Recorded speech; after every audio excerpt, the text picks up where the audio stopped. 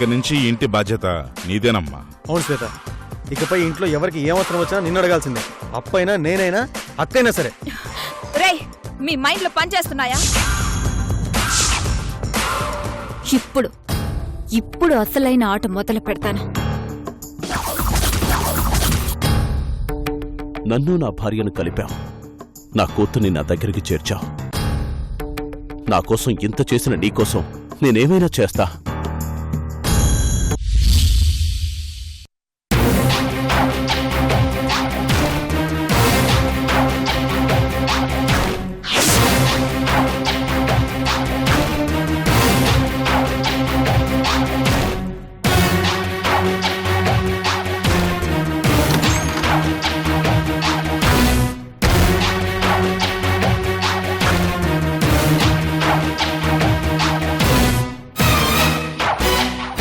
Sesh room కి వెళ్తుందేంటి?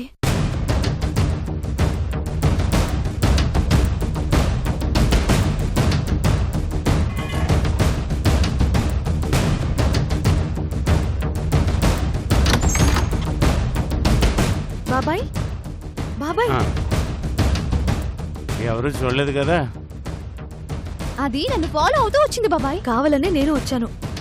దాంతో ఒక ఆట ఆడుకుందాం.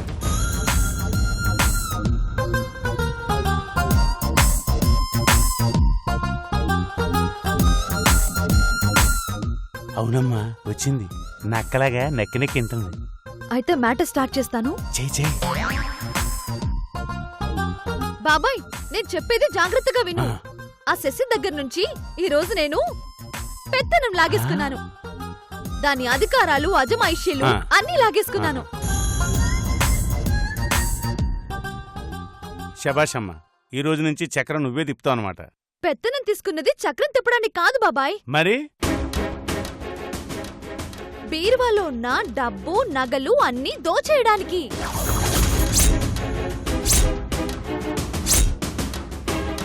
అన్నీ కొట్టేసి పారిపోవడానికి. అవునా? అవును బాబాయ్. ఈ విషయం ఆ వజ్రముని ఎద్దుకు గాని తెలిసిందనుకో చంపేస్తుందమ్మా. అన్నీ చెప్పే చేస్తామా ఏంటి? అన్నీ దోచేసి దొంగలు పడ్డారని అబద్ధం చెప్పి ఒకరోజు గ్యాప్ ఇచ్చి వెళ్ళిపోదాం. తర్వాత రోజు ఎందుకమ్మా, రాత్రి జంపైపోదాం. అంతేనంటావా? అయితే నువ్వు పంచే. చెప్పు. ఈ తాళాలు బీరువా మీద పెడతాను. వింటున్నావా? ఈ తాళాలు బీరువా మీద పెడతాను. బీరువా మీద?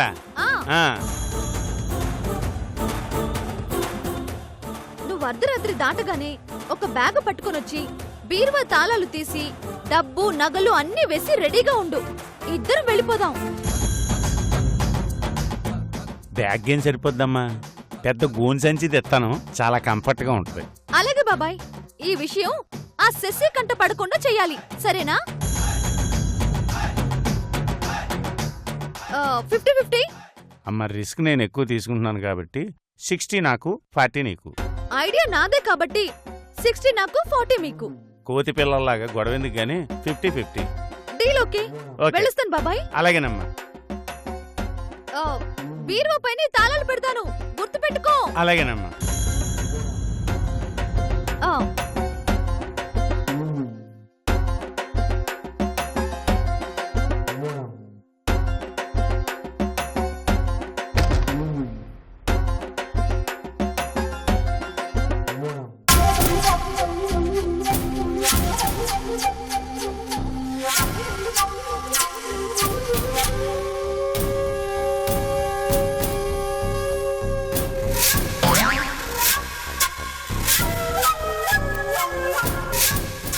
మీరిద్దరు మామూలు నటులు కాదురా.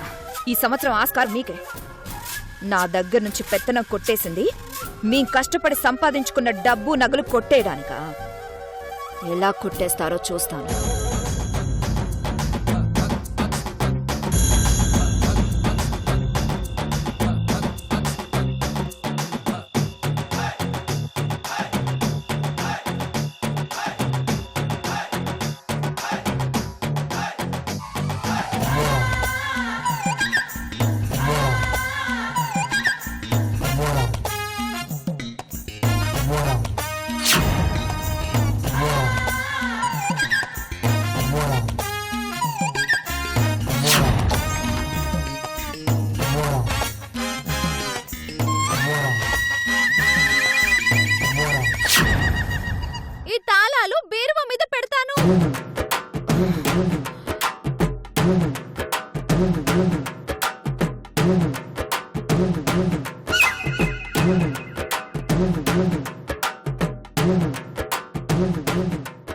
నువ్వు ఆ శేషుగాడు కలిసి నగలు డబ్బు దోచుకుపోతారా? ఎలా తీసుకువెళ్తారో చూస్తానే.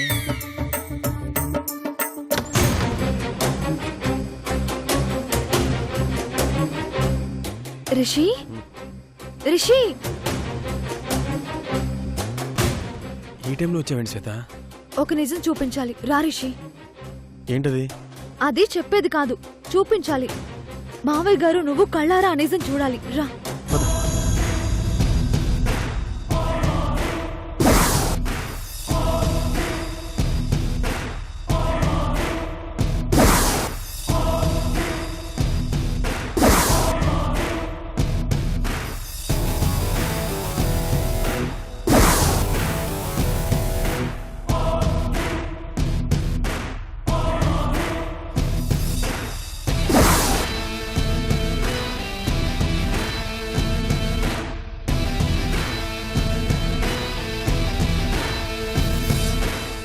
నేను, మా నాన్న, మా తమ్ముడు కష్టపడి సంపాదించుకున్న ధనాన్ని నువ్వు వాడు కలిసి తీసుకెళ్తారా?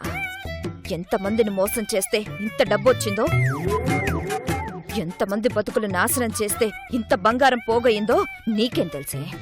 ఇదంతా నాది, ఇది నాకు మాత్రమే సొంతం. అది శేషుగాడు రాకముందే ఇవన్నీ దాచేయాలి. ఈ సమయంలో ఎవ్వరిని లేపినా ఉపయోగం లేదు.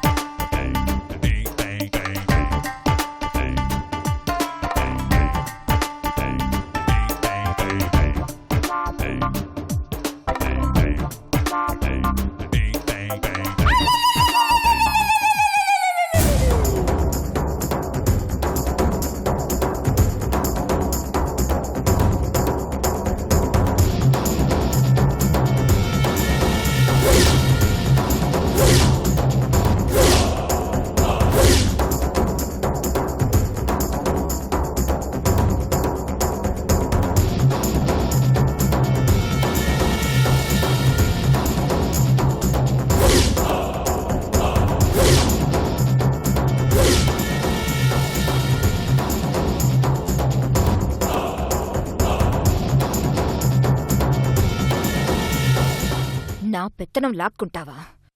నీ సంగతి చెప్తానే.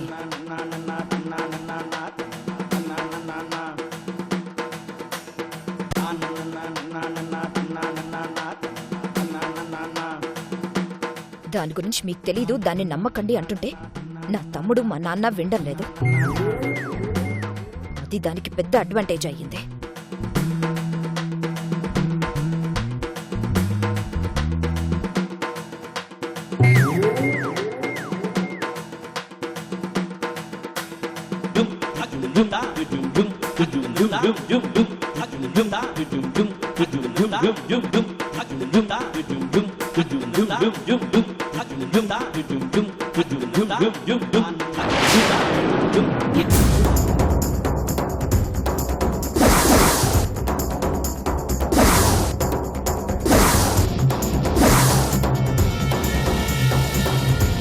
అమ్మా శశి, ఏం చేస్తున్నావమ్మా?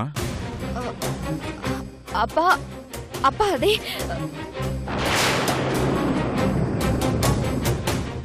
అవన్నీ ఎందుకు మూటగడుతున్నావమ్మా? అప్పా, ఈ శ్వేత శేషుగాడు కలిసి మన డబ్బు నగలు దోచుకుపోవడానికి పెద్ద ప్లానే వేశారప్పా. ఏం మాట్లాడుతున్నావు అక్క? నేను చెప్పేది నిజంరా. అనుకున్నాను, పెద్దన నా చేతికొచ్చాక ఇలాంటిదేదో నా పైన వేస్తారని అప్పుడే అనుకున్నాను.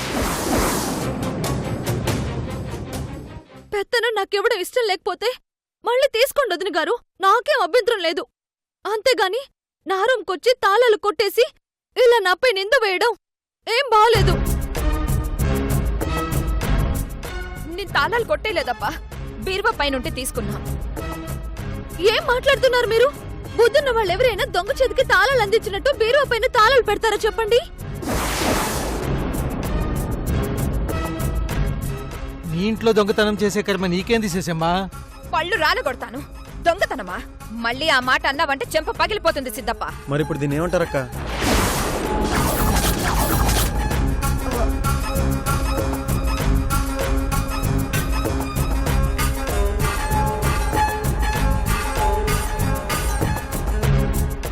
నువ్వు ఇట్టా మారిపోతావు అనుకోలేదమ్మా. అప్పా మీరు తొందరపడి నన్ను అపార్థం చేసుకుంటున్నారు. కళ్ళ ముందు కనిపించాక కూడా అపార్థం అంటావేంటమ్మా? మా వదిన తనింట్లోనే తాను దొంగతనం చేసిందని నలుగురికి తెలిస్తే ఎంత అవమానం.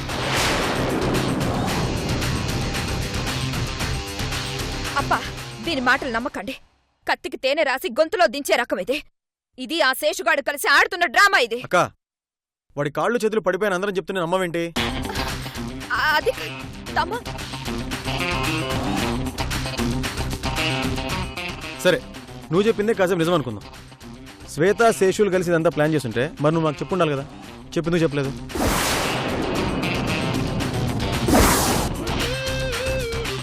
అదేమంత చిన్న విషయం కాదు కదా. అది నిజమైతే నువ్వు మాతో ఖచ్చితంగా చెప్పుండేదాన్ని. చెప్తే నా మాట మీరెక్కడ నమ్ముతున్నారా?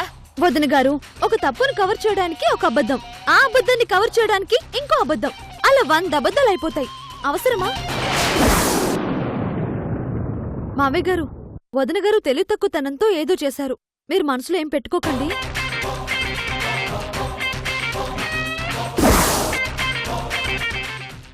రిషి నువ్వు కూడా ఏం ఫీల్ అవ్వద్దు.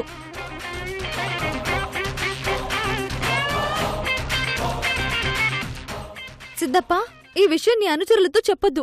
ఊరంతా తెలిసిందంటే పరువు పోతుంది. అట్నే అమ్మా. వదిన గారు నా దగ్గర నుంచి మీకు 100-50 తీసుకోవడానికి నామోషిగా ఉంటే మళ్ళీ పెత్తనం మీరే తీసుకోండి.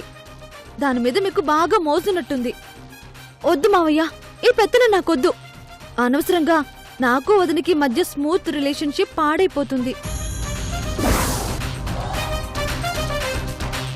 పెత్తనం అంటే డబ్బు లెక్క పెట్టుకోవడం కాదమ్మా, ఇంటి గౌరవాన్ని నిలబెట్టడం. నీ పరిస్థితి చూస్తుంటే నాకే ఇబ్బందిగా ఉంది శేషమ్మా. నాకెప్పుడైనా డబ్బులు కావాలంటే అయ్యగారిని 5-10 అడుక్కుంటాను గాని ఇలాంటి పని ఎప్పుడూ చేయలేదమ్మా.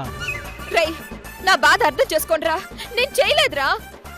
నేను కూడా అదే చెప్తున్నాను వదిన గారు. ఇక్కడేం జరగలేదు, మేమేం చూడలేదు. మావయ్య గారు అంతా మర్చిపోండి. ఇదంతా ఒక కళ, దట్స్ ఆల్. ఉసే ఉసే నటించేకే. ఎందుకక్క ఇంకా దబాయిస్తావు? నా కర్మ, నా కర్మ. తలదించుకునే పని చేసి తల కొట్టుకుంటావేందమ్మా? అప్పా కోడలు కుటుంబ పరువు ప్రతిష్టల్ని కాపాడిందప్పా. నీ బొందేం కాదు.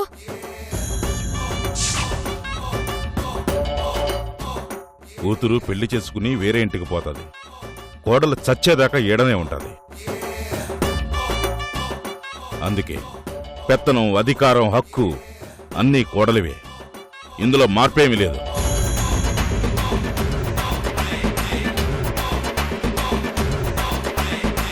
అమ్మా శ్వేత, ఇవన్నీ లోపల పెట్టి తాళమయ్యమ్మా. అలాగే మావయ్య.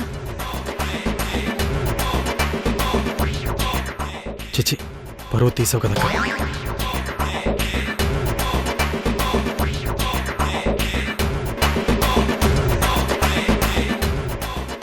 నేనసలు ఊహించలేకపోయానమ్మా.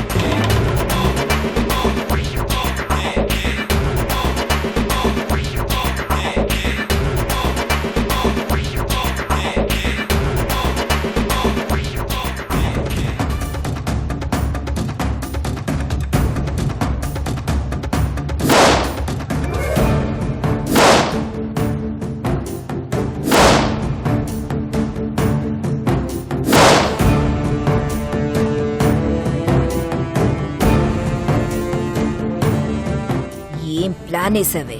మీ ముగ్గురిని విడగొట్టాలంటే వెయ్యక తప్పదు కదా. అందుకే నువ్వు చూస్తుండగానే శేషుబాబాయ్ రూంలోకి వెళ్ళి నువ్వు వింటున్నావని మా ప్లాన్ డిజైన్ చేసి చెప్పా. నీకు టైం బాగా ఫేవర్ అవుతుంది. ఇక నుంచి టైం నాకే ఫేవర్ గా ఉంటుంది. చూద్దాం. చూద్దామేంటి, చేసి చూపిస్తున్నాను కదా. నన్నెత్తుకొస్తారా మీరు? ఎంత నమ్మకంగా నా ఇంటికొచ్చారే. నేను పెట్టిన కాఫీ బాగుంది, నేను పెట్టుకున్న బొట్టు బాగుంది, నేను కట్టుకున్న చీర బాగుంది అంటూ నమ్మిస్తావా?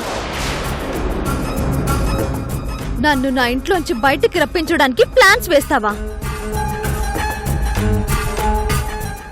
అక్క అంటే అమ్మతో సమానం. తమ్ముడు తప్పు చేస్తే కొడుకు తప్పు చేస్తున్నాడని అనుకుని మందలించాల్సింది పోయి నా కోసం బీదర్ నుంచి భీమవరం వరకు లాక్కొస్తావా? ఆడదానివా నువ్వు? నా పుట్టినింటిని నా మెట్టినింటిని వదిలొచ్చేశాను.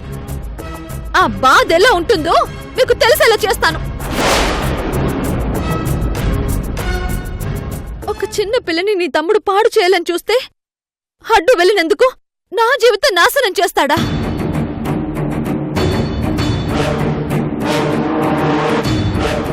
మీ ఇంటి కోడలు సాధనని చిత్రహింసలు పెడతారా? ఇప్పటికీ సాధనని ఎక్కడ దాచిపెట్టారో తెలీదు. మీ పాపాలు పండే రోజు తొందరలోనే వస్తుంది. నా భర్తని నాకు కాకుండా చేస్తారే, చంపుతా. అవన్నీ లోపల భద్రంగా దాచి తాళాలు తీసుకొచ్చి నాకివ్వు. అర్థమైందా?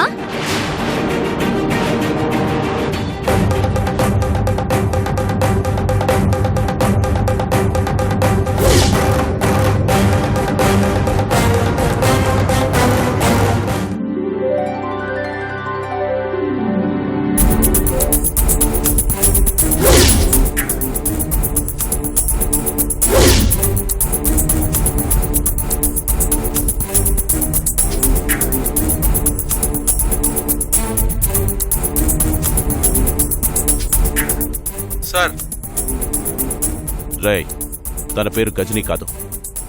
తన గతం మర్చిపోవడంతో నేనే అలా పిలుచుకుంటున్నాను. తన ఫోటో పట్టుకొని వస్తున్నాను. వెంటనే మిస్సింగ్ కేసు ఫైల్ చేసి అతని పూర్తి డీటెయిల్స్ని 2 రోజుల్లో కనిపెట్టాలి. అర్థమైందా? అలాగే సార్. అతని పేరేంటి, అతనిది ఏ ఊరు, అతనికి పెళ్ళైందా లేదా, అతని పేరెంట్స్ ఎవరు, అన్నీ తెలుసుకోవాలి. అర్థమైందా? అలాగే సార్. ఈ ఫోటోని ప్రింట్ మీడియా వాళ్ళకి, ఎలక్ట్రానిక్ మీడియా వాళ్ళకి పంపించి రేపటి పేపర్లోనూ న్యూస్ ఛానల్స్లోనూ వచ్చేటట్టు చూడాలి. సరేనా? సరే సార్. ఓకే, నేను బయలుదేరుతున్నా.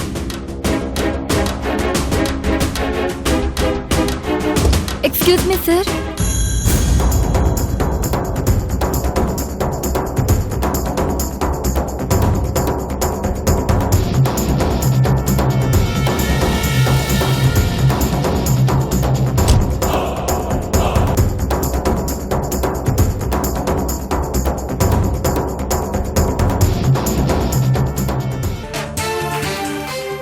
నాకు న్యాయం చేయండి సార్. ఏమైందమ్మా? నా భర్త కనిపించడం లేదు సార్. కనిపించడం లేదంటే మిస్ అయ్యాడా, లేకపోతే మీకెవరైనా శత్రువులున్నారా? మాకు శత్రువులు ఎవరూ లేరు సార్. నేను అతను అనాథలా. ఇంట్లో ఏదైనా ప్రాబ్లమా? పెళ్ళయ్యాక మోసం చేసి వెళ్ళిపోయాడా? మాకింకా పెళ్లి కాలేదు సార్. అతను నాకు కాబోయే భర్త సార్. మెళ్ళో తాలిబొట్టు లేదంటేనే అప్పుడే నాకు అనుమానం వచ్చింది. నిశ్చితార్థం అయిపోతే సగం పెళ్ళైపోయినట్టే కదా సార్. అందుకే అలా అన్నాను. నా భర్త ఎక్కడున్నాడో తెలియక పిచ్చెక్కిపోతుంది సార్. నా భర్తని వెతికి పట్టుకోండి సార్. మీ కాళ్ళు పట్టుకుంటాను సార్. Please sir. అతని డీటెయిల్స్, అతని ఫోటో ఉంటే ఇవ్వమ్మా. నా భర్త పేరు కిరణ్. మాది పాలకొల్లు. ఇద్దరం ఒక పని మీద ఈ ఊరొచ్చాం. ఒకరోజు సడన్ గా మిస్ అయ్యాడు. అప్పటి నుంచి కనిపించడం లేదు. ఇదిగోండి సార్ తన ఫోటో.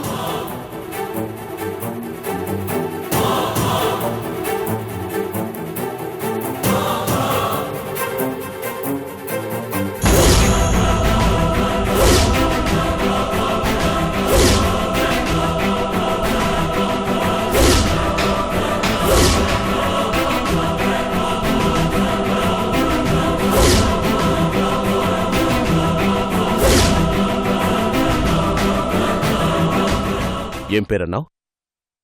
కిరణ్ సార్. కిరణా? అవును సార్. ఇతనే కదా?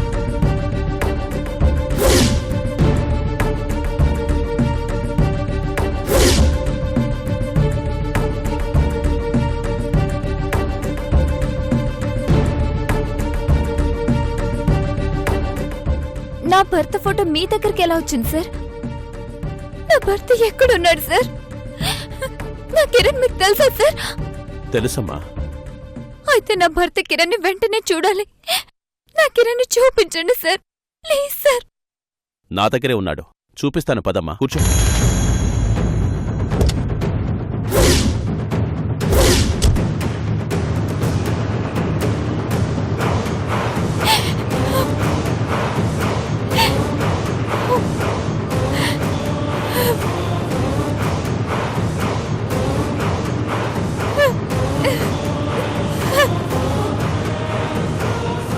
నీ భర్తని చూడబోతున్నావు కదా, ఇంకెందుకు ఏడుస్తున్నావు?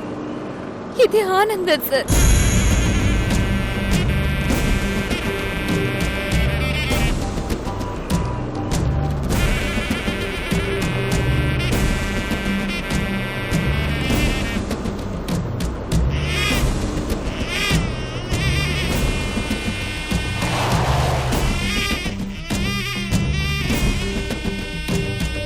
దిగమ్మా.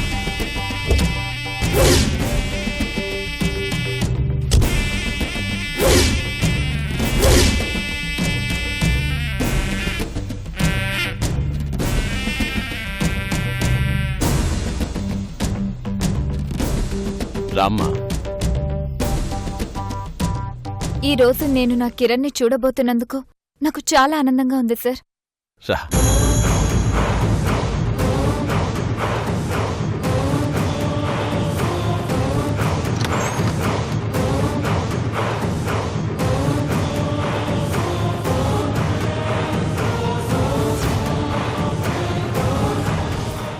మీరిద్దరూ చిలక గోరింకల్లా ఉండాలంటే ఒకే రూమ్లో ఉండాలి. అరే ఈ ఐడియా నాకు రాలేదక్క. మన ఇద్దరం కలిసిపోయిన తర్వాత దూరం ఎందుకు శ్వేత? మన మధ్య గాలి కూడా దూరనంత దగ్గరైపోవాలి.